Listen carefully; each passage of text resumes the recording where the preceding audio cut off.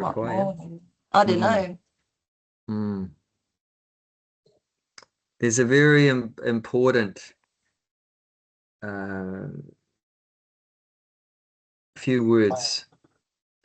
Krishna wants us to depend on him. Depend on him. You know, so this is one of the reasons why he provides just exactly what you need, not more or less, so that you don't have a big comfort zone. You're always depending on him at every moment. Yeah, that's true. Depending on him at every moment.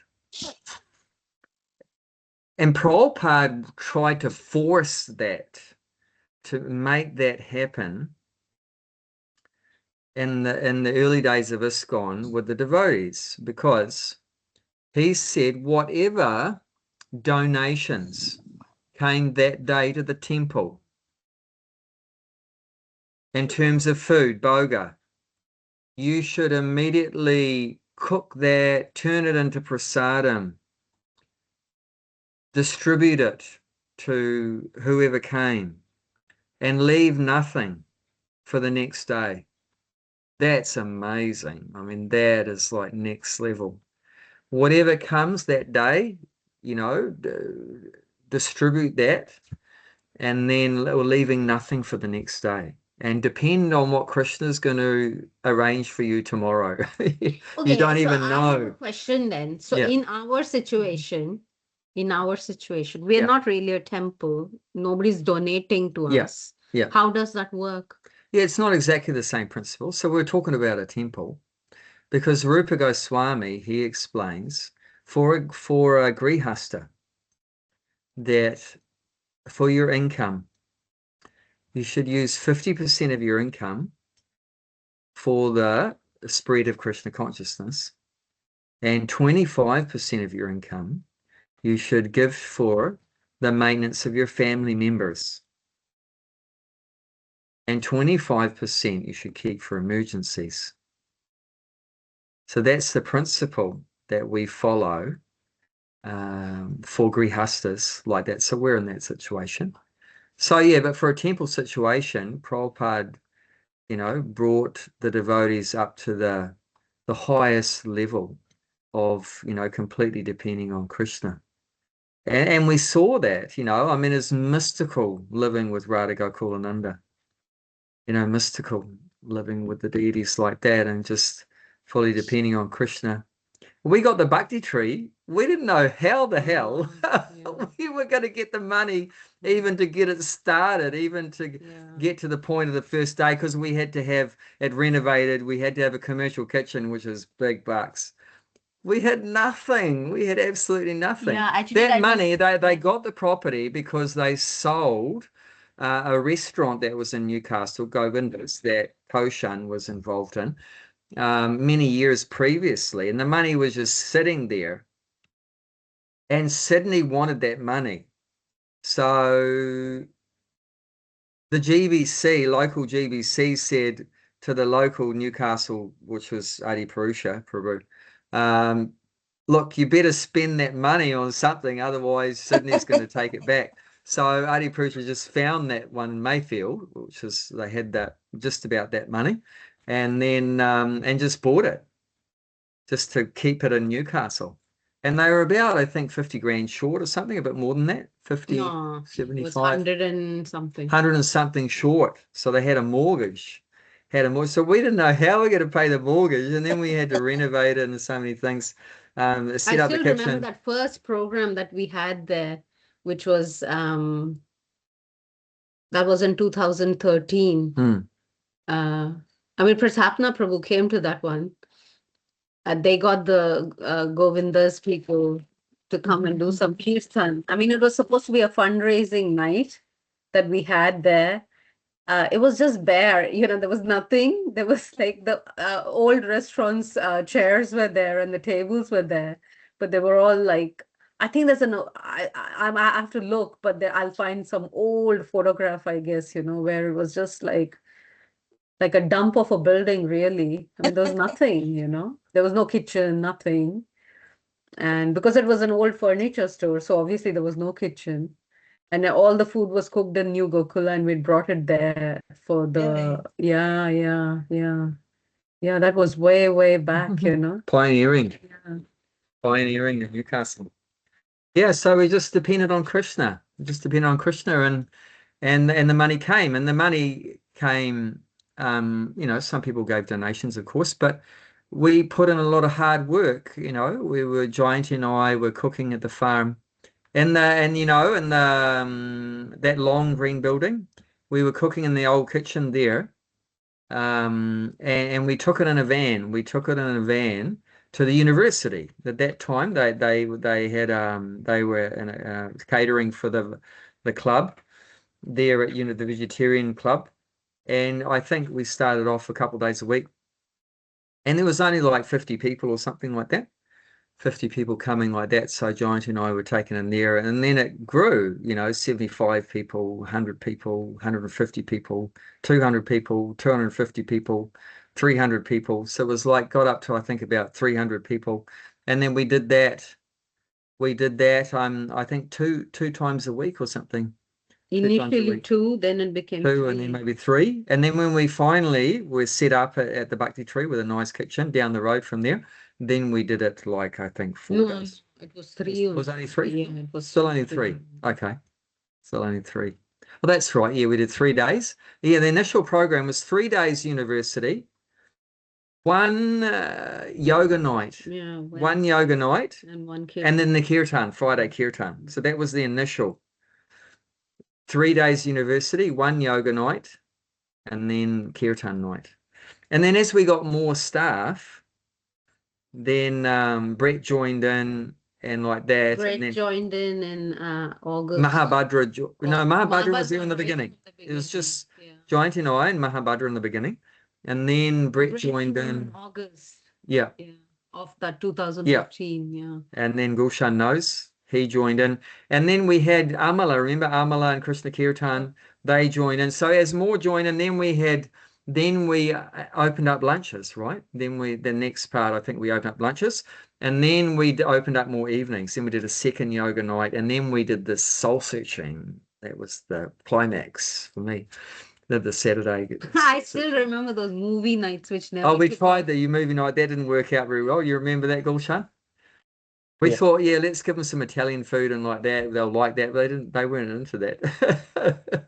Watching that, everyone's movied out, you know, everyone watches it on their phone, you know. So And everybody gets that's pizzas nothing. other places. And they get pizzas and stuff like that. So that Oh, didn't work out.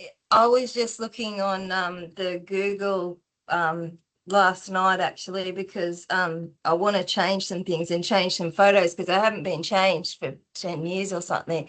But I started reading the reviews and they've got them going back like say 9 years, and some of them are so lovely. You should read them someday because you guys have answered them as well, but so many people with so much praise all the way back then of how much of a nice environment it was and how welcoming it was, and it was really nice to read them. You should go back one day and have a look at how much Oh, people sure. That's on the Button appreciate. Tree website.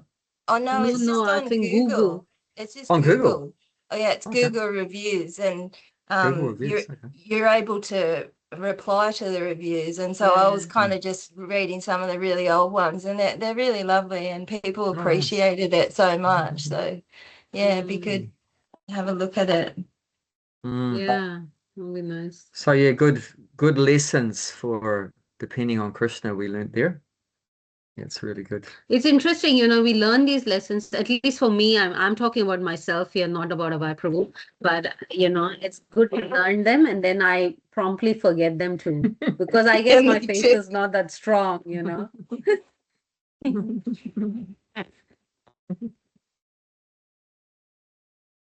That was in Srimad Bhagavatam in the pastime of Prahlad Maharaj in the 7th canto. Mm.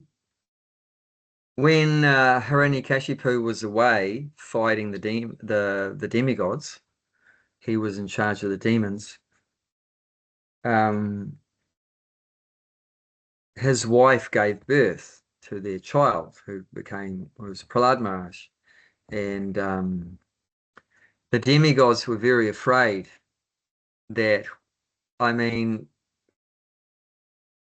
Hiranyakashipu is already bad enough. His son is going to be it's going to be even more trouble for us. We can't even handle this guy, let alone his next one in line. Let's get rid of him. So they were going to, Indra came with the demigods, and they, when she was still pregnant, about to give birth, and they were going to steal her, they attacked Hiranyakashipu's ashram, and were going to take Kayadu, I think her name was, going to take her away. And when the child was born, they were going to kill the child. The demigods were going to kill the child. But Narada Muni turned up right at the time when Indra was going to take her away, and said, Indra explained why he was doing that, because he was, wanting to, get rid of this demon that was going to come out of there. And Narada said, don't have to worry. He's not a demon. He's a Bhagavad. He's going to be the greatest devotee. So Indra said, okay. Well, he immediately accepted what Narada said. He didn't argue or anything. This is a, pure-hearted sage. He doesn't lie. He tells the truth and everything. And, we're his servant. So he accepted that. And Narada said, I'll take her to my ashram. So she was staying in his ashram, and he just was preaching to her about Krishna Katha. And Prahlad was hearing in the womb. And Prabhupada mentions in one of the purports that although Kayadu, she heard everything, but she forgot it. Whereas Prahlad, she went to sleep also, no? She would go off to sleep. Sometimes she would go off to sleep as well. But he mentioned that, she was less intelligent. She although she heard everything, but she promptly forgot it. Whereas Prahlad was very intelligent. He remembered everything like that. So Jayanti's a bit like Kayadu. She forgets the philosophy. You have to keep reminding. But yeah, that's why we do the soul searching sessions, because Maya is very powerful, especially in Kali Yuga. The tendency is we're always, and especially one of the features of Kali Yuga, as I mentioned recently, I think that what was it, 7 different characteristics of Kali Yuga. Chatas chanudinam dharma satyam saucham kshamadaya. Okay, Deepa's coming. And Kalena Balina Jannaksyachayor Balam Smriti. So every day passes in Kali Yuga. This is from the end of Srimad Bhagavatam. Every day that passes, religiousness goes down. Satyam, truthfulness, goes down. Kshama, forgiveness, goes down. Daya, mercy, compassion, goes down. Strength goes down. Balam, strength, goes down. And Ayur, your lifespan, goes down. And Smriti, your memory, goes down. These are the symptoms, characteristics of Kali Yuga as it advances. So it's not surprising. We tend to forget things. So that's why we do these soul-searching sessions. So we got to keep reminding each other. And that exactly, it's brilliant that we're coming to this point. Because if we look, we'll offer respect to Prabhupada in a minute. But if we look at where we are, 10th chapter, we've just done 10:10, Gulshan's favorite verse, 10:11 today. But oh no, it was just the second one before that, 10:9. 10:9. What do devotees do? What's the purpose of devotees? What are we supposed to do here in the material world? Before we go, back to Godhead, we're going to just, eat and sleep. No, there's a bit more to it. What are we going to pass our time doing? So what does it say? Text 9. Someone want to read that? In chapter text 9. The thoughts of my pure devotees dwell in me. Their lives are fully devoted to my service, and they derive great satisfaction and bliss from always enlightening one another and conversing about me. Why do we need enlightening? Because we're not enlightened. What we're not enlightened means we're ignorant. What's our prayer to Prabhupada? Om Jnanatimrandasya Gananjana Shalakaya Chakshur Unmulatam Yena Tasmai Shri Gurave Namah. I was born in the darkest ignorance, and my spiritual master has kindly opened my eyes. with a shining torch of transcendental knowledge, I therefore offer my respectful obeisance unto him. So we're just coming from that background of ignorance. And not only we're born ignorance and then we're enlightened as after we pop out. No, the ignorance continues. And then Bhagavad mentions in the 3rd canto how that ignorance continues once we come out. Because when you come out, what happens? You got all these, loving parents with a cuddling little baby, oh, goo, goo, gaga, we love you so much, and you're hugging and kissing him and everything, pampering him. And then he gets bewildered by all the affection of the parents and everything. He thinks, oh, this is very nice. I like this. Like that. So, and then we can play with the, friends and everything. Like that. And then you get a girlfriend, and then you get a car, and, so we get it's all about enjoyment, comfort and enjoyment and everything like that. So that ignorance continues, that bodily concept. Oh, like now we see the bodily concept so strong, isn't it? Oh, I am Israeli. No, I am Palestinian. I am Ukrainian. I am Russian. I am black. I'm white. I'm Christian. I'm Hindu. I'm Muslim. And like this, and let's fight about all these differences. That bodily concept just gets stronger and stronger, which is based on ignorance. Anyone that's in the bodily concept of life is ignorant. Anyone that hasn't realized that I am an eternal soul, I am not this body. Like that's the first thing that Prabhupada would teach in his preachings. You are not this body. You are a spirit soul.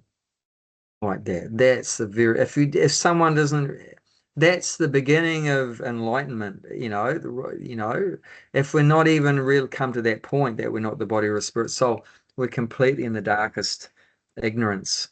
And what's the purpose of the devotees? We want to enlighten each other, bring each other out of that. We're bringing each other, talking about these things, brings us out of that darkness too, not just the people we talk to, but the person that's speaking we're hearing that ourselves, like now I'm talking, but I'm hearing that myself. I'm not the body, I'm the spirit soul. And that's reminding me and reminding you as well. So that's the whole purpose, is to enlighten one another and conversing about Krishna consciousness.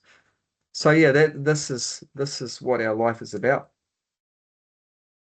That's why we started those soul-searching sessions, and because, like I said, forgetfulness is so strong. We have not just women have a tendency, we're not just picking on women, have a tendency to forget, but we all have a tendency to forget. So we need to keep every day, and that's why the process, and if you look at the 10-10, what is the one important word in this one?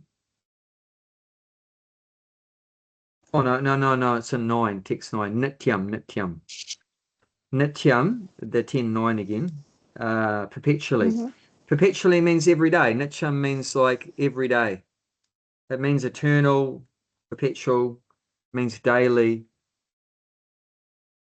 And there's one verse in the Bhagavatam 1st canto, it says Nityam Bhagavatam Sevaya, which means Nityam means every day. So every day, what? Bhagavat Sevaya. So what's Bhagavat Sevaya?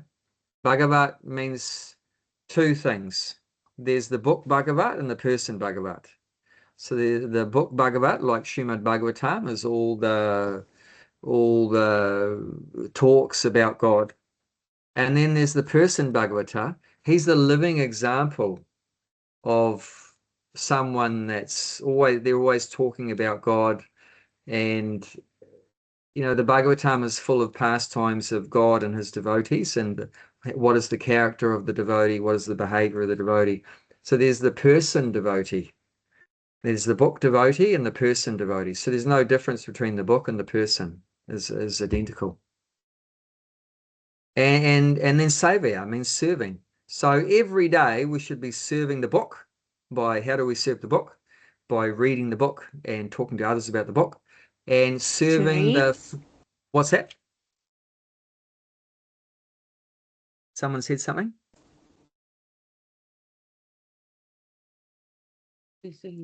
I thought I heard something.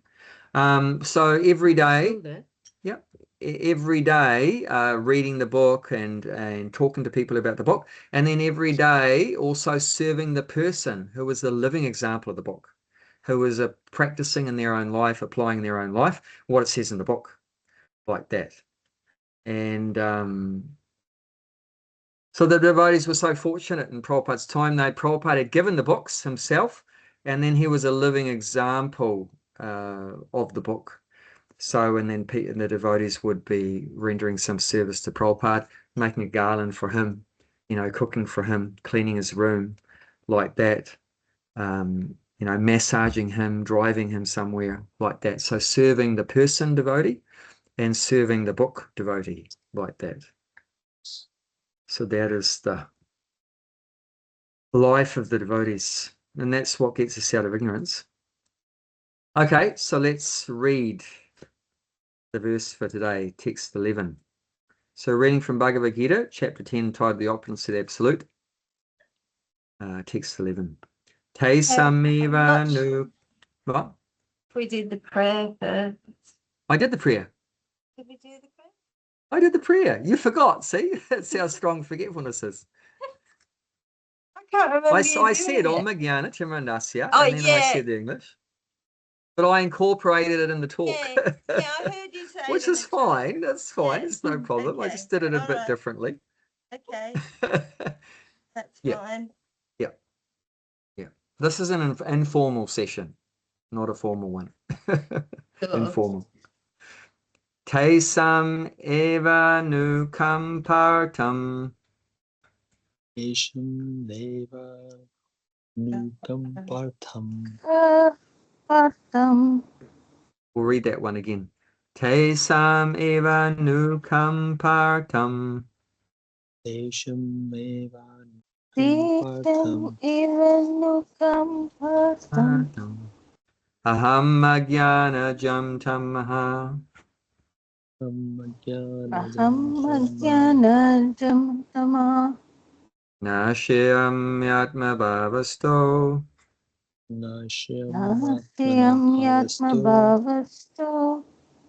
Jnana dipena vasvata. Jnanadipena vasvata.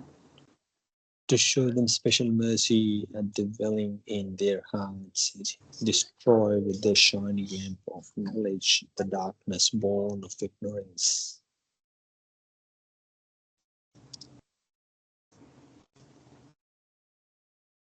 So this is, as you know, one of the 4 seed verses. This is the third of the 4 seed verses of Bhagavad Gita. And what is the subject? That we're, like I said, ignorant in the material world. We're all ignorant. And then what's the solution to that ignorance? We need knowledge. We need knowledge. So this is a very essential part of the Krishna conscious philosophy, that we're an eternal soul, but somehow or other we've been covered by Maya, and in that covering of Maya, we become, very forgetful of who we are, our spiritual position, our relationship with God, and everything like that. So we need knowledge. And what kind of knowledge? Something you can get like Gulshan's in the library. I can see all the books behind him. Is that kind of knowledge going to help us? No. Actually, that increases the ignorance. And we were reading that mainly with Narendra when we did the Sri Upanishad. Some of you every now and again will pop up on a Saturday. But in the first ones we did, now we've moved on to Chaitanya Charitamrita. But in the beginning, it was Sri Upanishad. And there's one verse there that's saying this material knowledge is actually ignorance. It's actually increases the ignorance, this material knowledge. And that's what those books, 99.99% of what's in those books is based on the premise that we're the body, and that we can enjoy the body, we can make the body comfortable, we can counteract the miseries of this world, that it's telling us that we can control this material world, that we can enjoy this material world, that we are the proprietors of this material world. And all these things are completely false. All those things are completely false. A lot of new age philosophies and so forth telling us all this, speculation stuff. Jayanti actually had an interesting conversation with one of our neighbors, and Jayanti was shocked what this Kiwi lady, but spouting all this impersonalistic philosophy that we're God, that we're all God and everything like that. What was she saying? She was saying we're It did God. my head in. Johnny said she did her head in.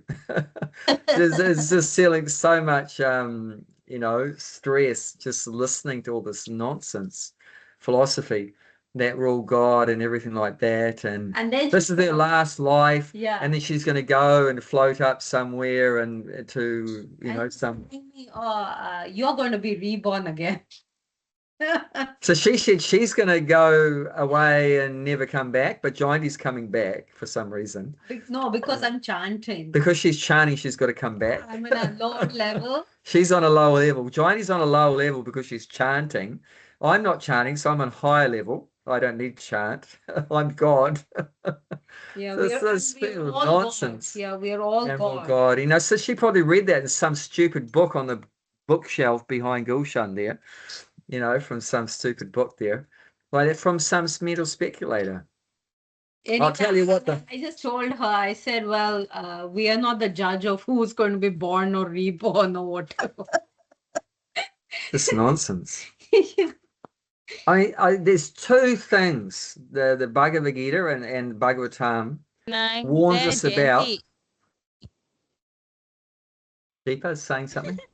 When I'm there next week, Jayanti. Yeah. When I am there next week, Jayanti, you and I will take our chanting beads and go and chant in front of her. I think we should be doing Harinam. With a loudspeaker. Yeah. So and all the Shastra, it says there's two traps that prevent us from engaging in pure devotional service. And they are mental speculation, which is what we're talking about. Mental speculation, it's a great obstacle. And material desires, which also the Prabhupada used the term fruitive activities. So fruitive activities. So fruitive activity is an activity. Why does anyone do anything in the world? Why do we bother getting out of bed and going to work? Why do we do, what's the motivating force, the factor behind being active? What's exciting about going to work and doing some activity? Do most people actually like the activities themselves that they're doing? For the return that it brings. Yeah, for the return that it brings, for the fruit, the phala. It's called phala. So we want the Sanskrit word for fruit is phala. And it's like, why does a gardener plant a seed? Because he wants to enjoy the fruit. He wants to eat that mango or banana or whatever like that. And like a devotee also plants a tree, but we do it because we want to offer that mango, that banana, that guava to Krishna, like that. So the fruit is always going to be there. It's impossible for there to not to be some result. They say every action has an equal and opposite reaction, like that. So if there's an action, there has to be some kind of reaction. But the reaction, or you could say the result or the fruit, we want to give that to God, and that's non-fruitive work. That's called akarma. As we read earlier in the Bhagavad Gita, and we'll come back later to that, there's three kinds of activities in the world. There's karma, pious activity. Then there's vikarma, sinful activity. And then there's akarma. It means non-reactive work. It means you do an action for God, and because you did it for God, you don't get a reaction. The reaction, the result's gone to God, and he's God, so he doesn't get any reaction. He doesn't get any reaction. He's the boss, he doesn't get any kind of reaction. So the result you give to him, and there's no reaction to that. Whereas if you do some good work, you'll get a good reaction, which means you go to heaven in your next life. And if you do some bad work, then you get a bad reaction, which means you go to hell. Like that, take birth as a lower species and so forth like that. But both of them are entangling. Good karma is entangling, bad karma is entangling, going up and down, up and down, up and down. And the only way to get out of entanglement is to do it for Krishna. And we can read that, chapter 3, text 9, how that gets us out. Chapter 3, text 9.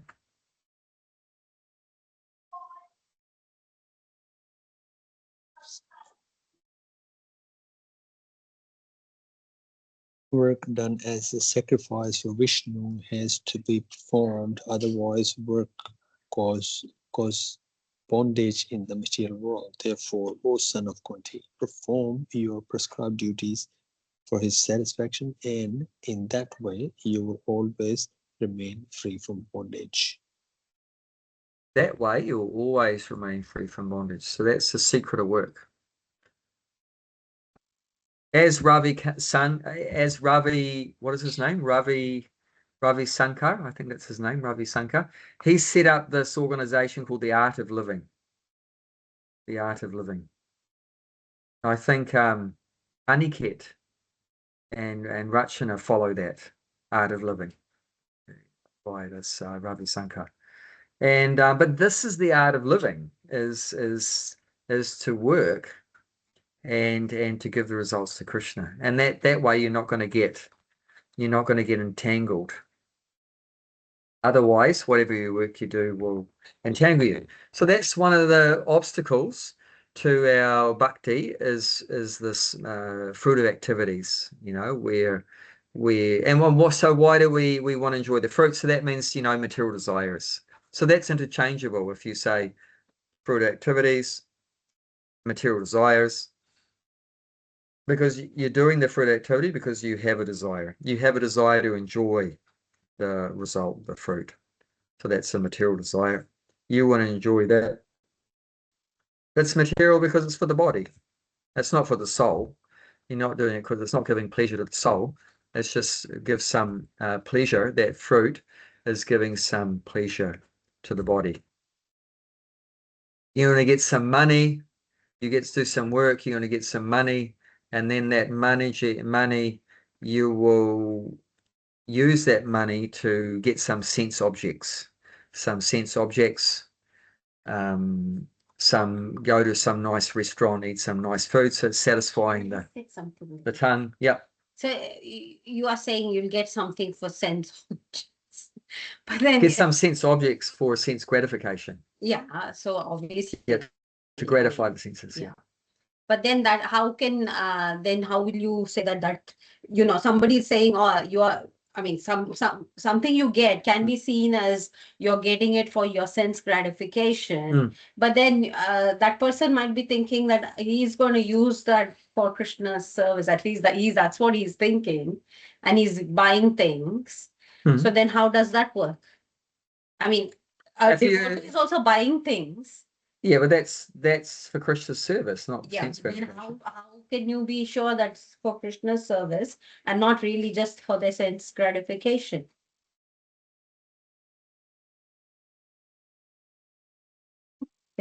How can you be sure it's for Krishna's service, not for sense gratification? Knows and only Krishna knows, is what I'm trying to say, I guess. Yeah, I mean, if you follow the prescriptions of the scriptures, then that's the guidelines to our activities are in Krishna consciousness. Like if you look in the 9th chapter, text 27.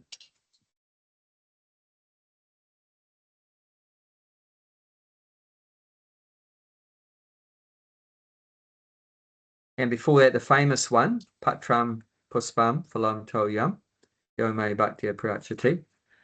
So 9:26, then followed by 9. Whatever you do, Shubham, that one, no? Whatever you do, whatever you eat, whatever you offer or give away, and whatever austerities you perform, do that, O son of Kunti, as an offering to me. So this is Krishna consciousness. And as Prabhupada says in the beginning of the purport, thus it is the duty of everyone to mold his life in such a way that he will not forget Krishna in any circumstance. Everyone has to work for maintenance of his body and soul together, and Krishna recommends herein that one should work for him. So yeah, you have to work, everyone has to work just to keep your body alive and that, but we should do it in such a way that reminds us of Krishna, and we're doing it for Krishna, like that.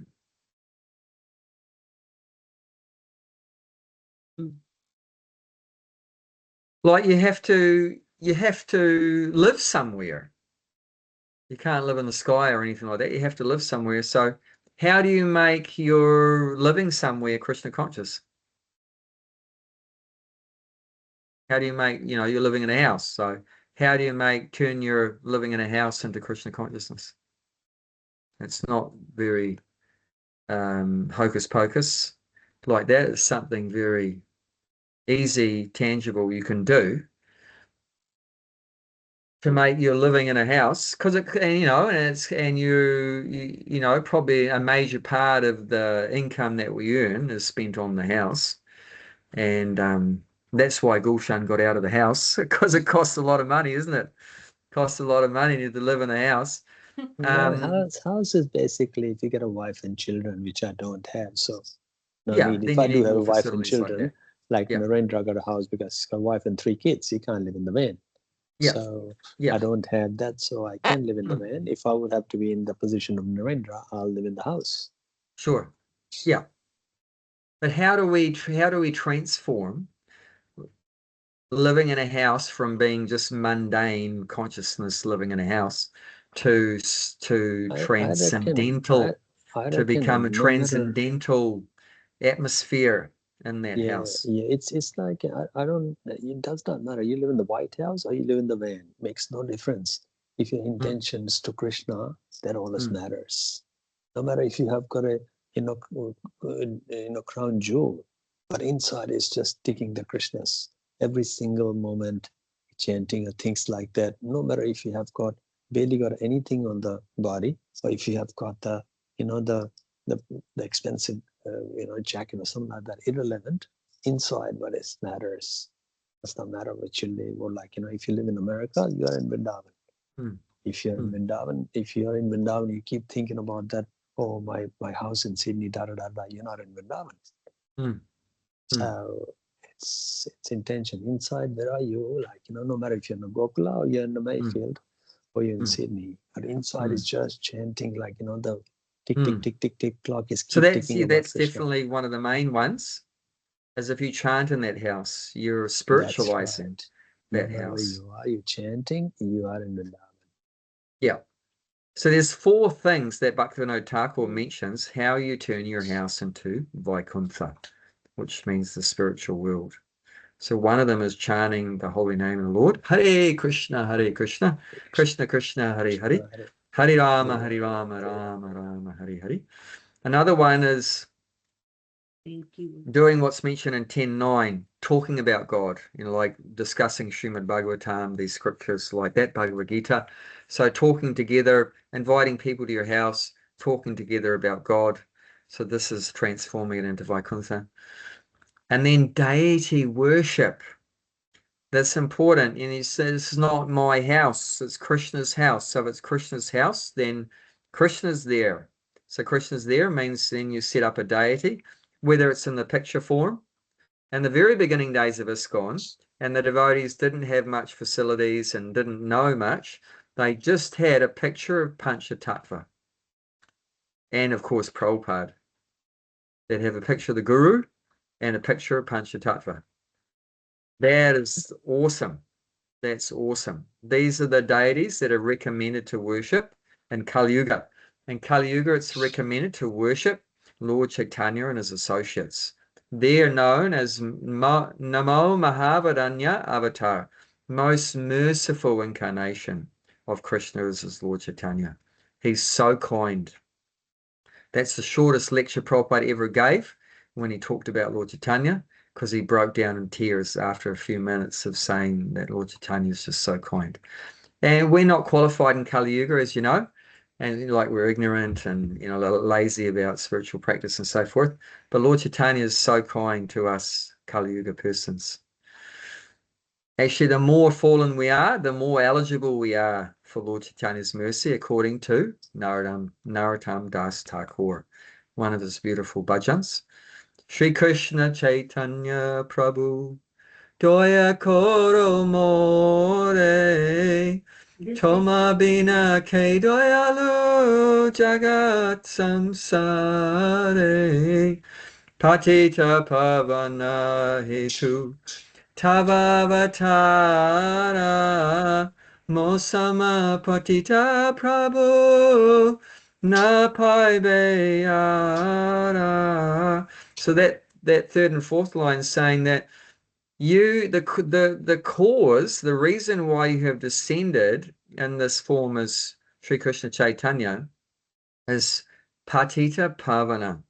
Patita means fallen, and pavana means deliver, to deliver the fallen souls. And then he says in that fourth line that you will not find anyone more fallen than me. Therefore, you must deliver me first. I'm the most qualified to get your mercy because I'm the most fallen, you know, and he's really feeling humble. And that's the quality, the behavior of an advanced devotee. They feel really fallen and really lowly. Any devotee that says, I'm a Paramahamsa, I'm a Mahabhagavat, he's a nonsense. The real Mahabhagavat Paramahamsa is never going to say that. They're going to say, like Bhaktivinoda Thakur said, I'm lower than a worm in stool. Like Krishnadas Kaviraj said, you know, anyone that says my name immediately accumulates sinful activities, sinful reactions. You know, they're so humble like that. And, you know, so deity worship is very important, you know, that we put Krishna, this is Krishna's house, not my house, like that. And we're talking about Krishna with family members or with friends, invite friends over or like that, or, you know, preach to different people. Actually, Bhaktivinoda Thakur, he started what's called the Namahata. Namahata. What's that beautiful bhajan about Lord Nityananda? Shravanyan hey, Shravanyan hey. It says that's our saying. Nariya Kadrumi Nityananda Mahaja. Anyway, in that beautiful bhajan, it talks about that he established the Namahat, the, you know, bringing people together and chanting the holy name, talking about the Lord and everything like that. So Bhaktivinoda Thakur, he very much popularized that. Just all grihastas, mostly grihastas, family people coming together in different houses. Because, I mean, to get temples in that, it's actually not recommended in Kali Yuga, big fancy temples. This was the process in Dwapara Yuga. But in Kali Yuga, you know, we're all poverty stricken and like that, and also no time. We're busy maintaining families and so forth. We don't have time to, all the money to set up these big temples and then maintain them. It's such a struggle. So, but what is recommended is you don't need even anything extra. You just, after you finish work, you just go to other people's houses and you come together and you sing some beautiful bhajans like what I was just singing. And then you talk about Krishna and then distribute prasad, you know, very simple. You don't spend really any outlay for that. Just a little bit of time which you have at the end of the day. And such a nice system. That's a nice system. Like at the Bhakti tree, right? At the end of the day, after they finish working on a Friday, they come over to the Bhakti tree and chant Hare Krishna. We talk a little bit sometimes and for a few minutes and then distribute some prasad. So that's sort of like Namahat, like that. Real simple, real easy. And for everyone, like that. And so, yeah, chanting the holy name, talking about Krishna Katha, and then distribute prasad. No, I said deity worship, and then the fourth one is to distribute prasadam. And if you do those four things, Bhaktivinoda Thakur says, then your house is transformed into the spiritual world, into Vaikuntha. It's not difficult. None of those things is difficult. And like I say, even deity worship doesn't have to be difficult. If you have, you know, big sized deities, like, you know, Radha Gokulananda or whatever, that's quite difficult. But if you just have a picture of Panchatattva, that's not difficult. That's very easy. And the recommendation, like in this one, 927, whatever you eat, you do that as an offering to me. So that's the standard in the house, the minimum sort of standard. is that whatever you want to eat, you offer that to the deity in your house. You offer that to the deity in your house, and like that. And you can, of course, chant your rounds in front of the deity and things like that. Especially if your deity is Lord Chaitanya. It's said that the way to please, if you got your deity as Lord Chaitanya, the way to please him is just chant him. Even if you don't give him food, it's not a big deal. But you have to chant, you know, you have to chant. If you give him nice food and dressing and everything like that, but you don't chant, then he's not going to be happy. He's mainly pleased by chanting. There's one beautiful story this reminds me. Oh no, before I go into that. So if you've got a deity of Jagannath, then you want to give him nice food. This is how you serve Jagannath, Baladev, Subhadra, by giving bhoga, by bhoga offerings. Like in Jagannath Puri, 64. Did you know that, Gulshan? 64 bhoga offerings. Yeah. 64 bhoga offerings daily, nityam. Or when Daily. They feed haven't seen thousands and that, thousands of people. when they walk in there with the big Clay targos pots, like that, clay pots, yeah. top, like for everybody gets sight. They're coming and fastly walking and they cover their mouth, make sure nobody, you know, and then people are just get sight and they, you can see that they're offering in there. They're running with the big plate with the different. It's very, it's like, you know, you're like, you know, your goosebump comes and it's like, wow, Yeah. that's awesome. And they're cooked in those clay pots, single use. They use them once, and then they're biodegradable, of course. And they cook everything on wood fire. Such a nice pucker system. And then nobody can get that a video of cooking. No, Nobody. No, you're not allowed. I don't think so. Any YouTube, anything, nothing. I heard there's one kitchen there where they just set up everything. They put all the pots, put all the water and veggies and stuff in there, and then they just walk out. Yeah. And You it's don't said that even- Lakshmi cooks for Jagannath in that kitchen. Radharani cooks that. And Wow, like you that's can't even get the amazing. service. That's a transcendental place. If you want to get some service, you can't get that. You know, There's any far out service. things. It's like apparently there's no shadow falls on that temple. There's no shadow goes on the temple. If it doesn't matter what way the wind blows, the flag goes in a certain way. It's like really mystical stuff. It's really mystical stuff. You won't So see that's how you serve Jagannath deity, by giving food. Lord Chaitanya by chanting. Krishna by the Shringar Archanam, by nice bathing, you know, snan, bathing, and then Shringar, dressing and ornaments and garlands. Should be very opulent. Then, you know, one worship for bhakta changed Krishna. that a flag. You see the flag change in the evening, 5 o'clock, without any harness, no safety. Just like a monkey climbing up. Yes, it's really. No, I was just saying, remember in the Bhakti tree, when we were like, oh, we'll take Jagannath from the farm to the Bhakti tree. And Kalya Prabhu was like, no, I'm not giving him. He was so attached to Jagannath. There was a fight to bring Jagannath to the Bhakti tree because he was like, no, he's staying in my room. And I was like, in your room, you don't even feed him, you know? So he wanted to come there to get some university prasadam. And then, so we tried to make nice prasadam at the Bhakti tree. That was the secret. And that was the perfect deity to have there at the Bhakti tree was Lord Jagannath, because he's the prasadam acharya like that. And so that was a perfect arrangement that Jagannath manifested himself there to have nice food for all the, Jagannath said to be very kind to the Malechas and Yavanas. Actually, originally when Jagannath very first appeared, he was worshipped by the Shabaras. Shabaras, they're like a tribe they live by maintaining pigs and eating pigs. They like herding pigs and eating pigs, live off the pigs. So, and Jagannath first appeared. Hey, that means and he was known. Should be like that. Oh, we have pig hunters all around us. Maybe we should have a Jagannath temple here. We should have a Jagannath. She's saying we should have Jagannath temple there. All the pig hunters will come. And then, but he was known at that time, wasn't known as Jagannath. He was, before he manifested as Jagannath, he was known as Nila Madhava.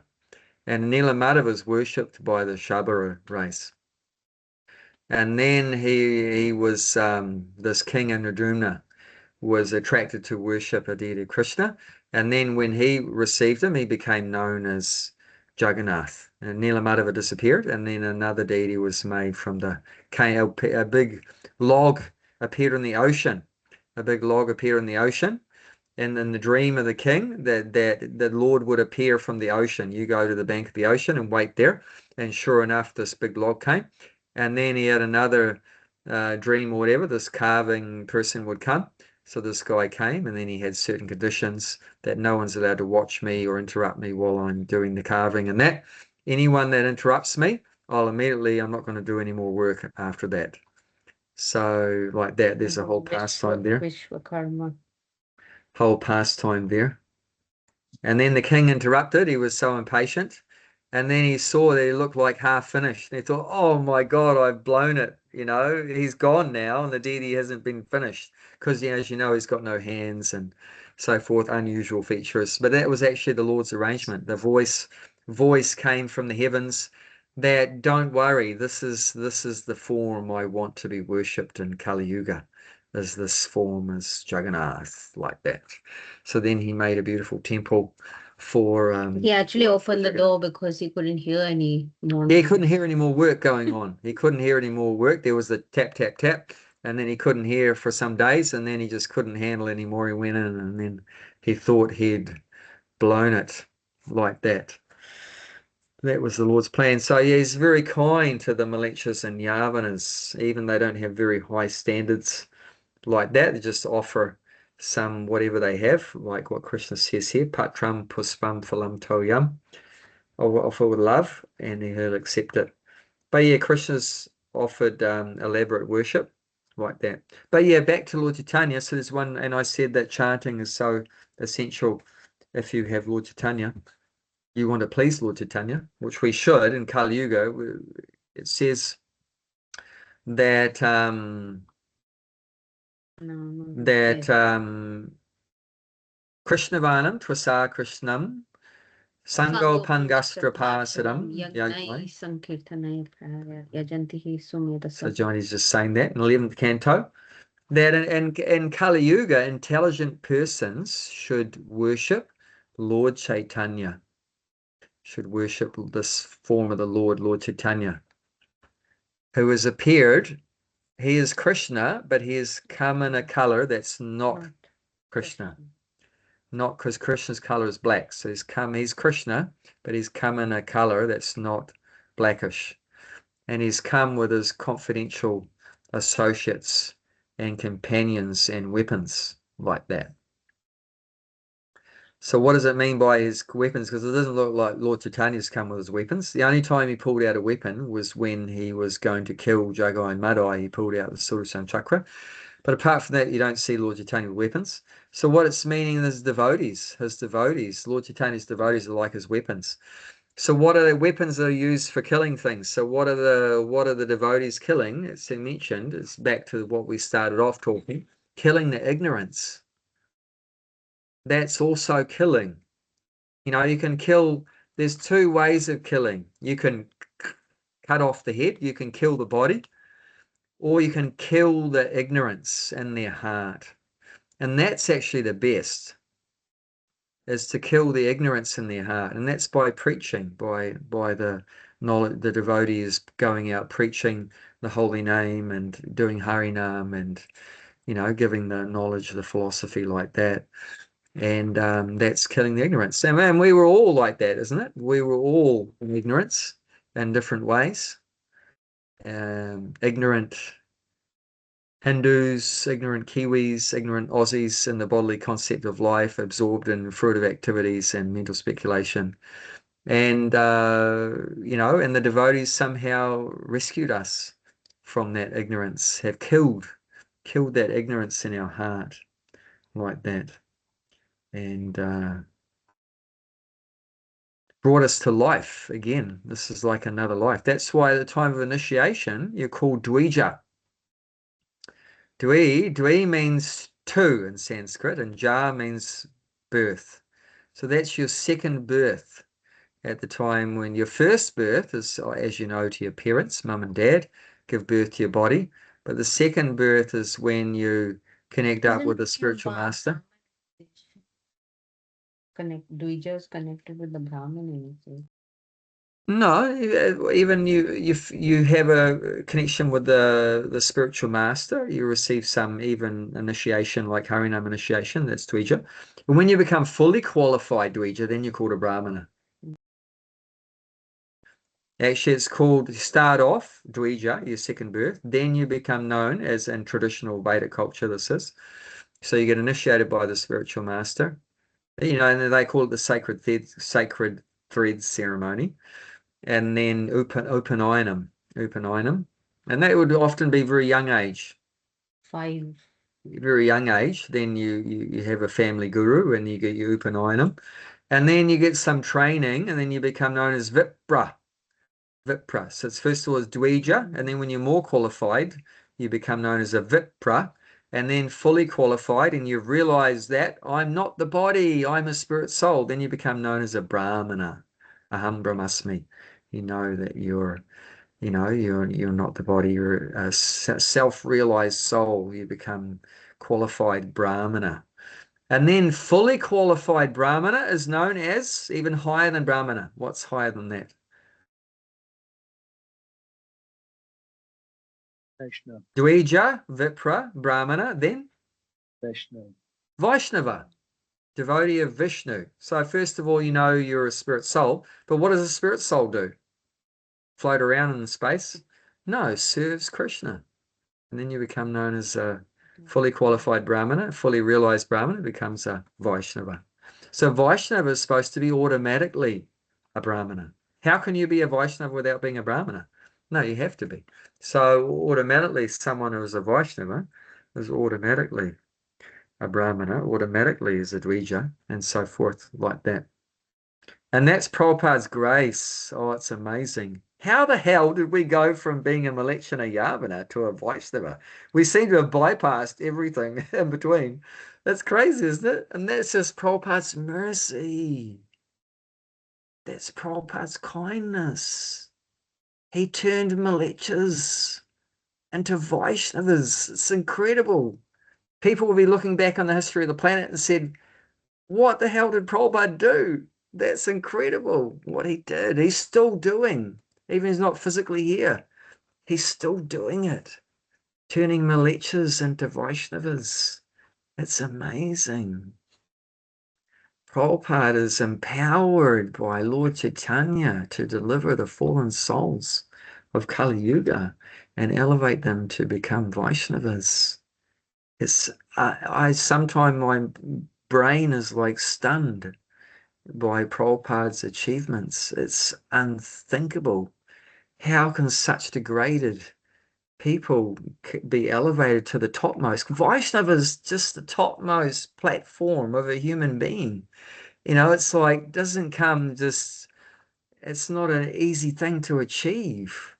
To take someone from, you know, animalistic, ignorant consciousness to, you know, fully realize their relationship with Krishna, there's a massive gap in between. How Prabhupada crossed that gap, you know, is amazing. You know, he's just so quickly lifted people up from the lowest to the highest. It's amazing. My spiritual master was completely in shock by one thing that happened, was that when he first joined in the Boston temple, there was one boy joined. I think they called him Pigpen or something. They had some name for him that wasn't a very nice name, because he was just so dirty. And his habit was, like most of the hippies and things like that in those days, you know, not taking bath, not putting on clean clothes and like that. And the tendency is to sleep a lot. So he would be sleeping during the day so much. He didn't even have a proper place in the temple. Somehow he was attracted. He slept under the stairs in the Boston temple. And they didn't have much fancy facilities. They didn't have big temples. It was some house they managed to rent. And he slept under the stairs. And sometimes he'd be sleeping in the hallway. And devotees would have to walk over the top of his sleeping body to get to the temple room. So, I mean, really tamasic kind of person.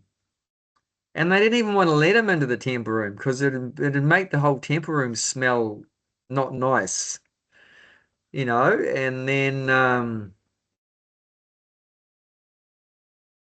but somehow he was attracted to Prabhupada, to hearing Prabhupada. He'd be sitting in the back of the room, listening to lectures and everything.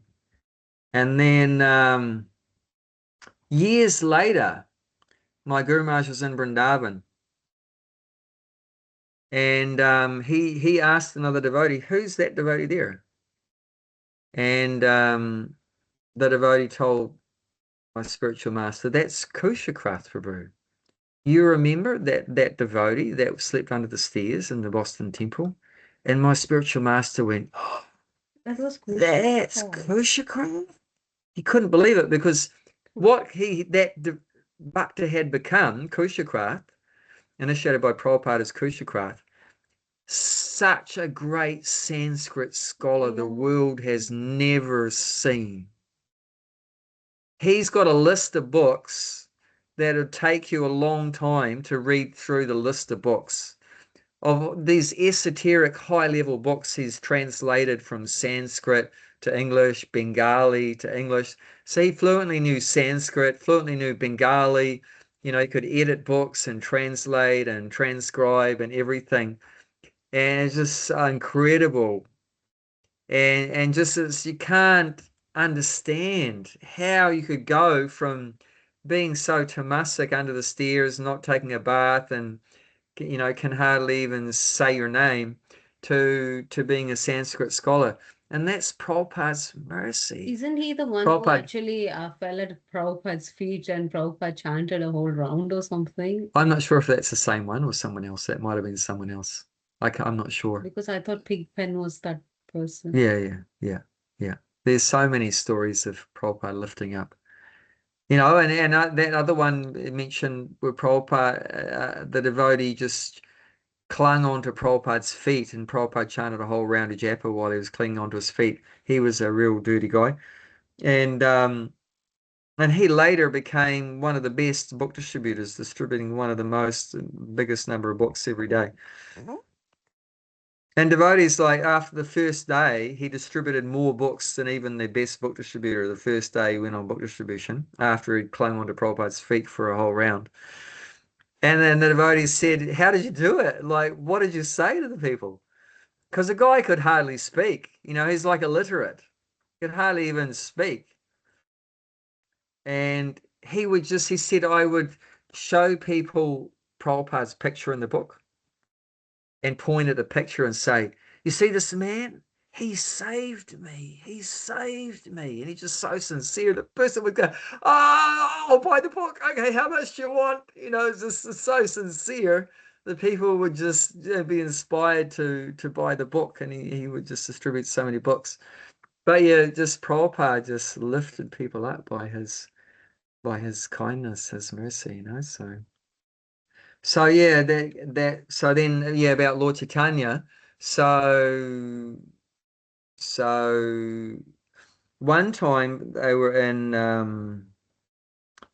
in Bombay, and this is in Bombay and Juhu, and it was about 7 o'clock at night, and Prabhupada was getting massaged by a servant, and he said to his servant, do you hear that? And the servant's like listening really intently, and he couldn't hear anything. So he said, Prabhupada, I don't hear anything. He said, exactly, I know you can't hear anything. Where's the kirtan? Because 7 o'clock means Gaurati time. So where's the kirtan? Why we can't hear kirtan? And the servant said, maybe the devotees haven't come back from their Sankirtan or something, or their collecting or something, fundraising or whatever, making life members or whatever. Prabhupada said, that was not my idea. He said, my idea is that you come before Lord Chaitanya in the morning and you chant Hare Krishna, then you go out during the day and do whatever it is. Make life members and distribute books or whatever. And you come back in the evening again before Lord Chaitanya, and you come together and you chant lovingly Hare Krishna. And even Chant Hare Krishna. we have to do like that. And that was like my principle as a leader in New Gokula was that every evening, as much as possible, nearly every evening, by hook or by crook, even though I was doing farming during the day or whatever, management during the day, I'd come back for Gora Arti, every day. So I was there in the every morning program, and then could do whatever during the day, and then come back, you know, went to Newcastle, distribute prasad, come back and go to Gora Arti. That was Prabhupada's formula.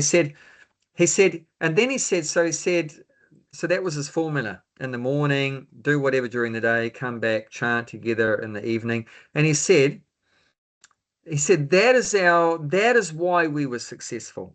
That is why we are successful, because we come together to please Lord Chaitanya by chanting Hare Krishna. So that's hang on, I'm going to forget my list. And then, and then he says, otherwise, how is it that we were successful? Mr. Nair, or Mr. N, he was known as Mr. Nair, he had so much money. And said we had no money. He had so many influential friends. We had no influential friends. So it was just so opposite. You know, materially he had everything. Materially the devotees had nothing. But who was successful? The devotees were successful, and Mr. Nair, he died. Not only was he not successful, he died.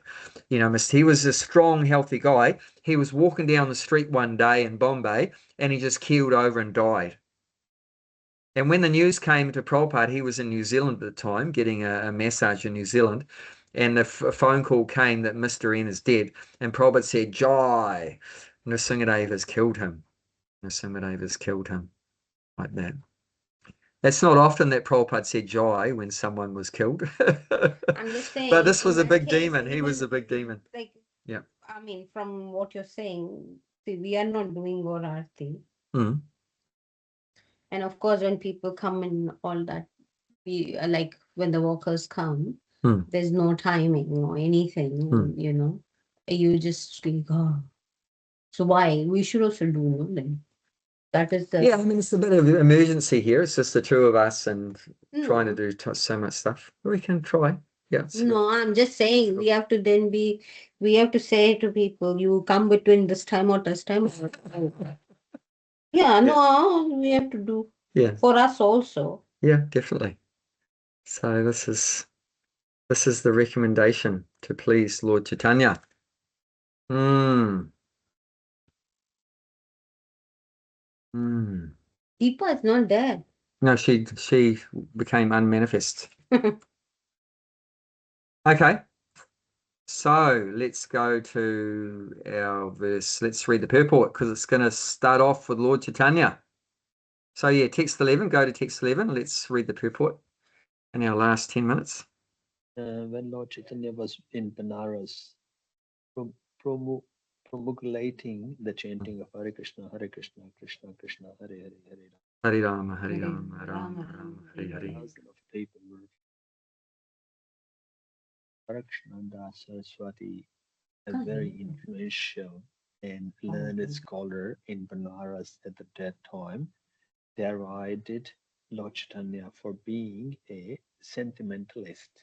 Sometimes Mayavadi philosopher criticizes the devotees because they think that most of the devotees are in the darkness of ignorance and are philosophically naive sentimentalist. Actually, that is not the fact. There are very, very learned scholars who have put forward the philosophy of devotion. But even if a devotee does not take advantage of their literatures, his spiritual master, if he is sincere in his devotion service, he is helped by Krishna himself within his heart. So the sincere devotee engaged in Krishna consciousness cannot be without knowledge. The only qualification is that one carry out devotional service in full Krishna consciousness. You can just stop there for a sec. This is amazing what Prabhupada says here. Did you see that? But even if a devotee does not take advantage of their literatures or of his spiritual master, if he is sincere in his devotional service. He is helped by Krishna himself within his heart. Isn't that amazing? Isn't that far out? That's like far out. Wow. Even if we can't take advantage of the reading the books, even if we can't take advantage of the, spiritual master, but if we're sincere So what's in our Prabhupada? devotional service, because this verse is saying, to show them special mercy, this is Krishna speaking, I dwelling in their hearts, so the super soul. So that's what he's bringing it to the point of this verse. So he's explaining this verse. What does it mean, showing them special mercy, I dwelling in their hearts, destroy? So Krishna, even if we can't take help of, the philosophy and the spiritual master and that, if we're sincere, Krishna in our hearts will destroy the ignorance. Destroy the ignorance. What is us reading the scriptures supposed to do? Destroy the ignorance. And turn on that shining lamp of knowledge. What does a spiritual master supposed to do? Destroy the ignorance and turn on that shining lamp of knowledge, like that. So you've either got the scriptures doing it, or the spiritual master doing it, or Krishna in our heart doing it. But they're all the same. They're not three different. It's one. It's all Krishna, different manifestations of Krishna. The book is a manifestation of Krishna. The spiritual master is a manifestation of Krishna. And then there's Krishna in your heart as a manifestation of Krishna. And then there's Krishna playing his flute in the spiritual world as the topmost, form of Krishna. So Krishna has many different aspects, same Krishna, but many different aspects, is trying to help us. And why? Because he loves us. And this is his mercy. And that's what it says in this verse, showing them special mercy.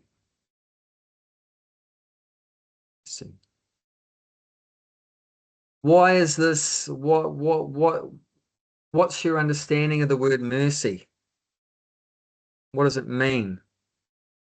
That Even though you don't deserve it, you get it. Even though you don't deserve it, you get it. If you deserve something and you get it, that's not mercy. Mercy is you getting something you don't deserve, you're not qualified for.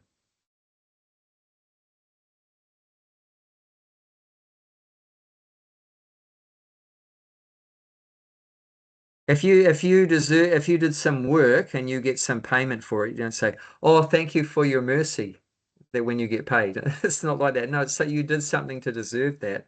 But if you didn't do anything and you receive something, that's mercy. Like the beggars, right?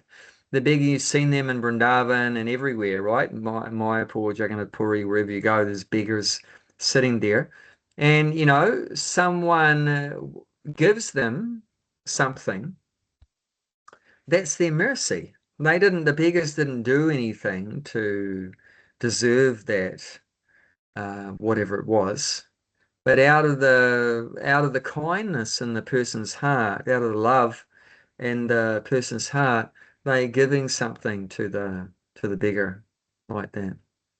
Does that make sense? You understand?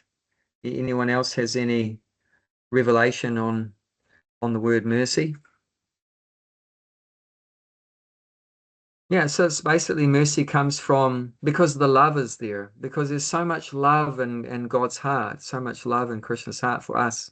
Because remember, you look at 15:15, that where my mom showed Jivalo,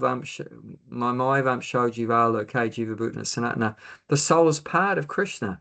We're parts and parcel. We're like his children. He's our mother, our father.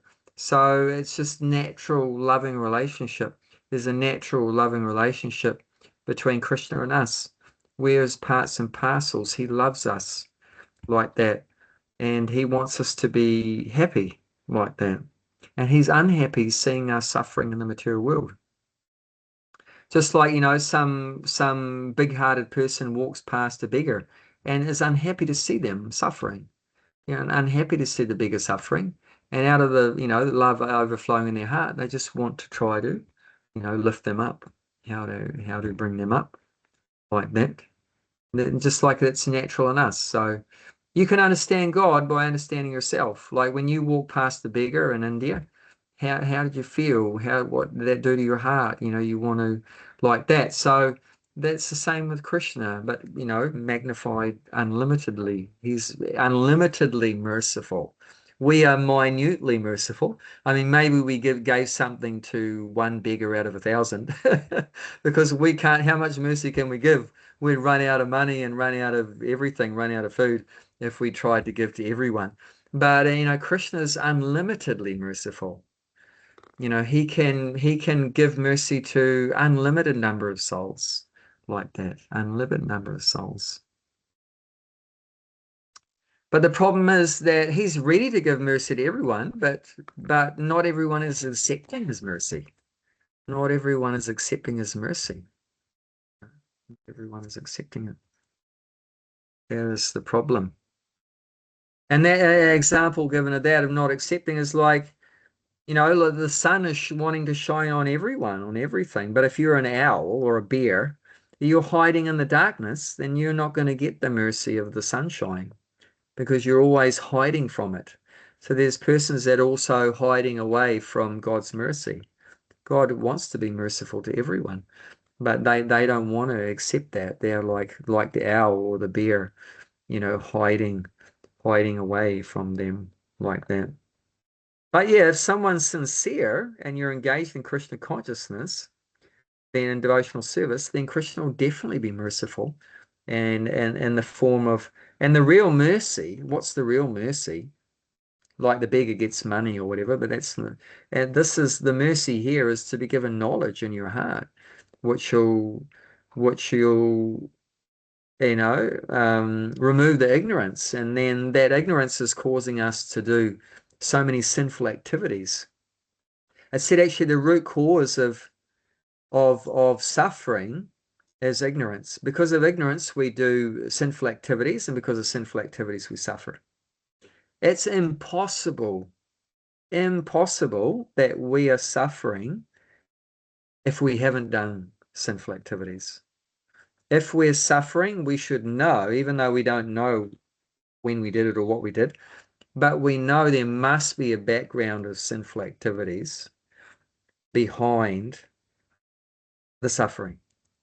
You know, say, oh, he's such a nice person, such a good person. Why did he, you know, have a car accident? Why did, you know, his house burn down or something like that? No, there must be in the background, maybe not in this life, maybe everything in this life's been looking pretty good, but it could have been in previous life. There must have been some sinful activities there. So it's And it's a Jayapataka Maharaj is there on the wheelchair for last, I don't know, 10, 15 years. So there Yeah. must be something in the past life. Or...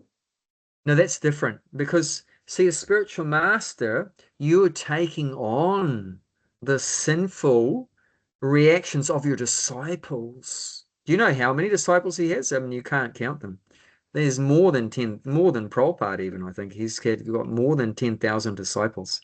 So that's a lot of sinful activity, sinful reactions. It's like in a God world, there is no partiality. If you did murder, you gotta pay back. There is no other way. Your son can pay back, your wife can pay, or they can be penalized. You will get penalized. That's it. That's a Krishna's, I guess, the way. If you do murder, your son is not gonna penalize, your wife is not. You gotta penalize. You gotta pay no matter what. No, but you know, like I said, this is a different scenario. So at the time of initiation, it said that whatever sinful reactions in the disciple are there, you could say, go to the spiritual master. But at that time, that Krishna takes that. So at the time of initiation, through the spiritual master, Krishna takes those sinful reactions and they are nullified, right? Neutralized, nullified. However, it said after initiation, if the disciple continues to perform some sinful activities, the spiritual master may get some of that at that time. So yeah, Krishna takes them at the time of initiation, but if the, you know, disciple acts badly after, then the spiritual master may get some of that. That doesn't sound fair. It's like Krishna knows if for example, like I'm a disciple, and if I Yeah. drink something or do something wrong, and my Guru Maharaj penalized, somehow I don't know, I'm not convinced. Okay, well, I How mean, can be possible? yep. You know, I you mean, do something wrong, and if a child does something wrong, you know, a young child does something wrong, and is, you know, doesn't really know right from wrong, do you know where the sinful reaction for that goes to? well, there's a child prison. He goes to there to, you know, the children juvenile justice, Oh, and they that's the put him material there. law, but Yeah, you but know what, but you do know, you think but if still, child do something and then his father gonna pay for it? Like if yep, father get yep. punished for Well, that? some, yep, yep.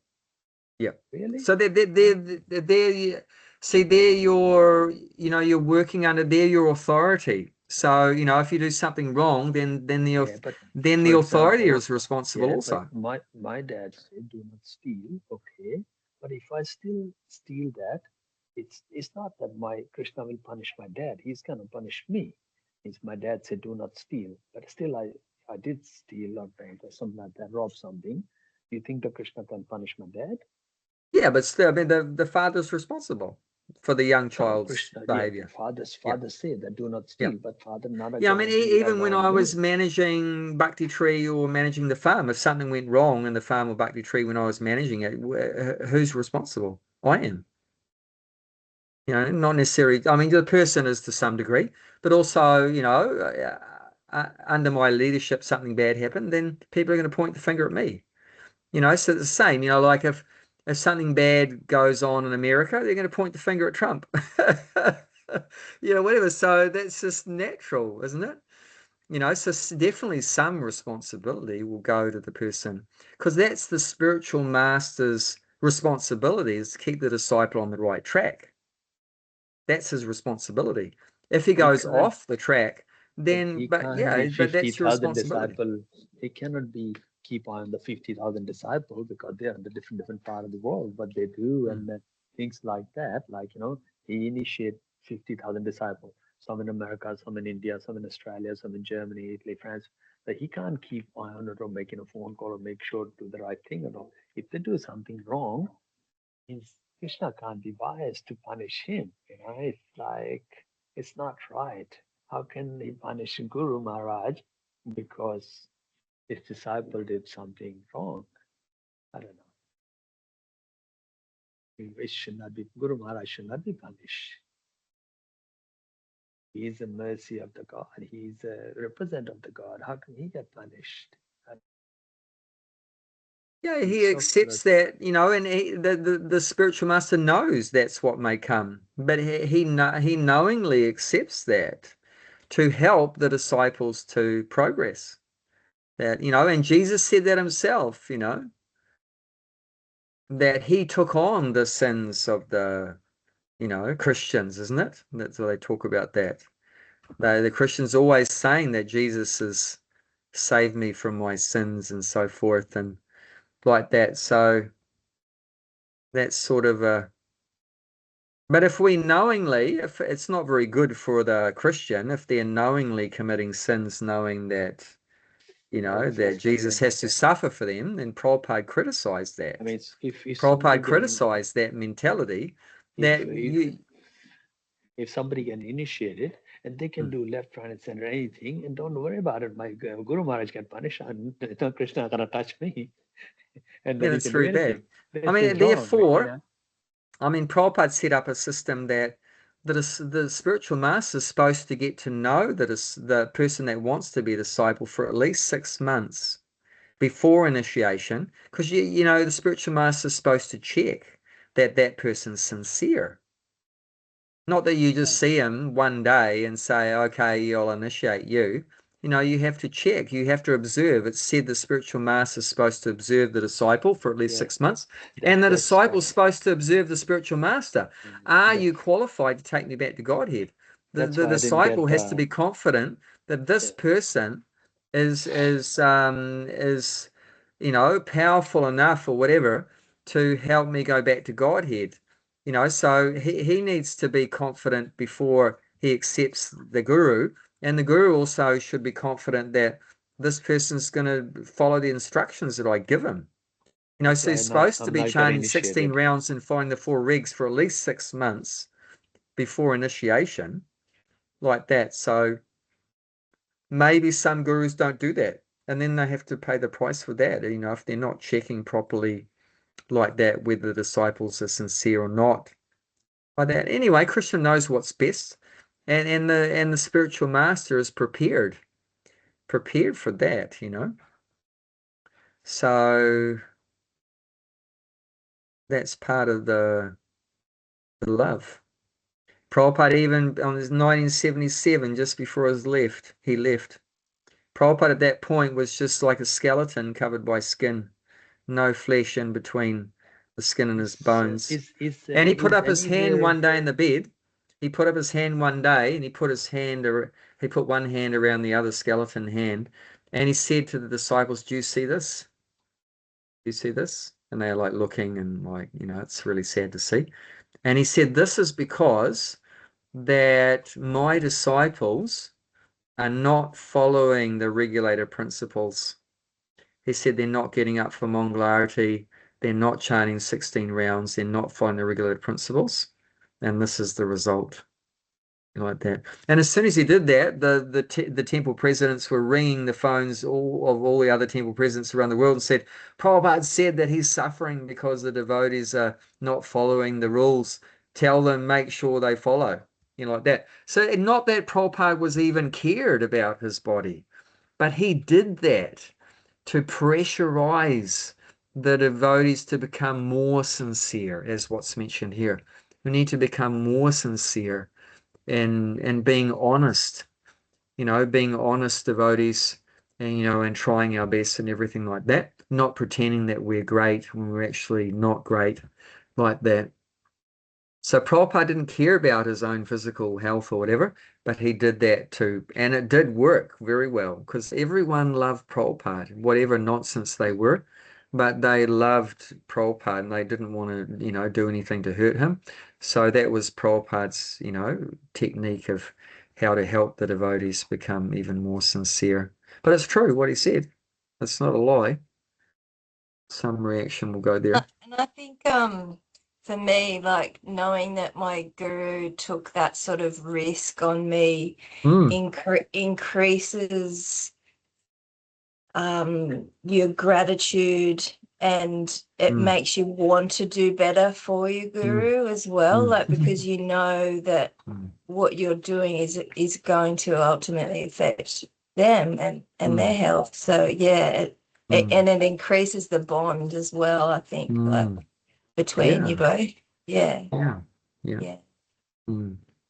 Do you know why exactly? Because it said the devotee that preaches is the most dear to Krishna. You can read that, 1868, and I think 1869. The devotee that preaches is Prabhupada, Krishna says, "No one is more dear to me, nor will there ever be.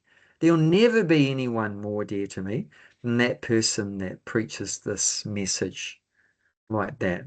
1868, I think it is, and 69.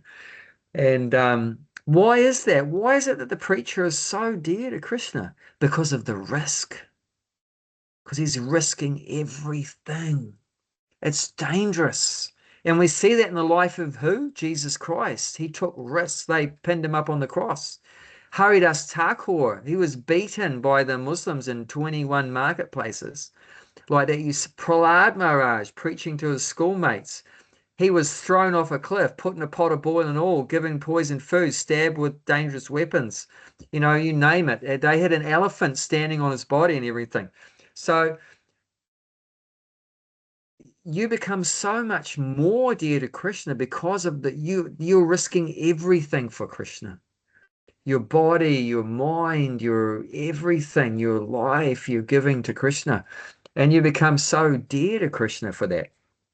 Just like in the wartime, who gets the most medals in that?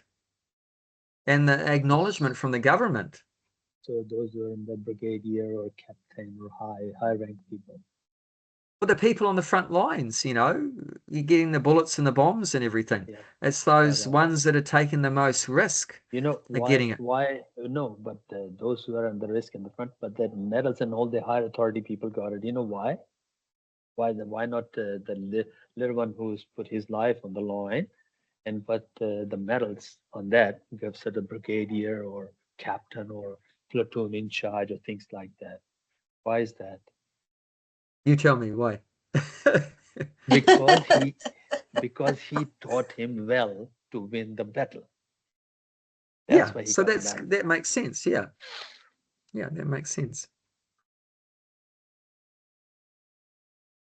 Well, it's an. So I'm yeah, sorry. if you have that responsible position and you do a good job, you'll get rewarded. And like I said, if you do a bad job, then you're going to get punished. So then it goes back to that. Yeah. So yeah, if something, if the platoon commander, his whole platoon goes out and they all get killed because he gave some stupid order, then he's gonna lose all of his medals like that. Yeah. And if they go and win a battle, then he's going to get the big medal. So, you know, he's responsible both ways. If he gives some stupid order and they all get slaughtered, then, you know, he's going to get court-martialed, you know, and if they do well, then he's going to get a big medal. So, yeah, it's a big responsibility. You know, anytime you're in charge of somebody else, that's a responsibility like that. And actually, Bhagavatam says, unless you can deliver your dependents from the cycle of birth and death, you shouldn't be a guru. You shouldn't be a parent. You shouldn't be a relative. You shouldn't be a father. You shouldn't be a demigod like that. Unless you can deliver your dependents from the cycle of birth and death. It's a big responsibility like that. Having people under your care like that. Anyway, unfortunately, our time is past. So we shall continue the purport there. But yeah, it's a really yes, Bhakti Mala. I just said thank you. Oh, you're Thank welcome, you. welcome. Okay. Thank you. Hare Krishna. Hare Hare Krishna. Krishna. Krishna. Will you just stay there?